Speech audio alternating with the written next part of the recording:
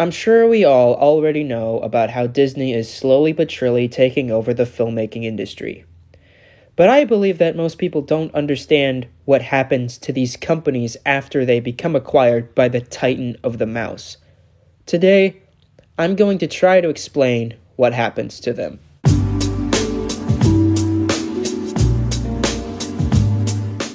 First things first, I feel like I need to clarify something.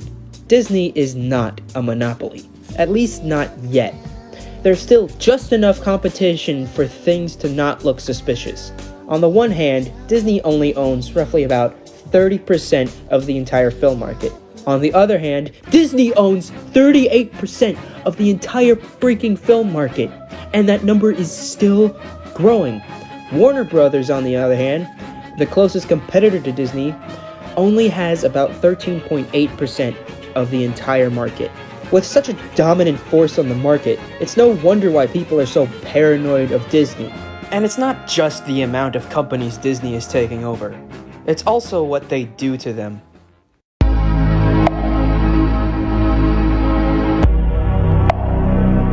What was once America's top TV network has now become something of a tragedy.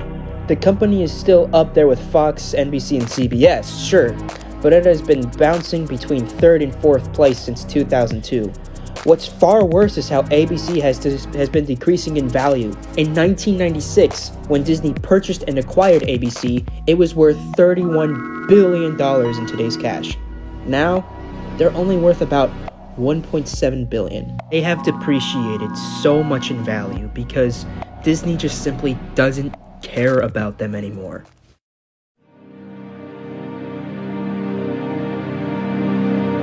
Much unlike ABC, Lucasfilm is actually doing pretty well for itself. They're still worth about the same when they were purchased back in 2012. That being said, however, there are still many issues Disney has introduced since Lucasfilm was purchased, and it all has to do with their biggest property. Before Lucasfilm was acquired, there were no plans to make Episode 7, and by extension, a sequel trilogy. This led to tons of fans speculating of what a sequel trilogy would actually look like. So, after the acquisition, Disney decided to show us. Interestingly enough, there was already tons of material in the expanded universe to base the movies off of. But instead of taking the opportunity, Disney decided to not only go on their own path, but make all of that already existing material no longer canon. That would be like if Disney bought the Harry Potter series and only made the first 3 books canon. On top of this, they substituted the expanded universe with their own canon, making the process even more complicated than it needed to be. Why Disney has decided to do this at all, I have no idea. But it serves as a lesson to future filmmakers that big studios are willing to alter your vision drastically, just for a few more bucks. Would it surprise you to know that Disney was going to be purchased by another company? You see, from 1966 to 1987, Disney was struggling, and another company saw this and decided to offer to purchase the struggling Disney Corporation. And the company who offered to acquire the struggling Titan at the time? CocaCola.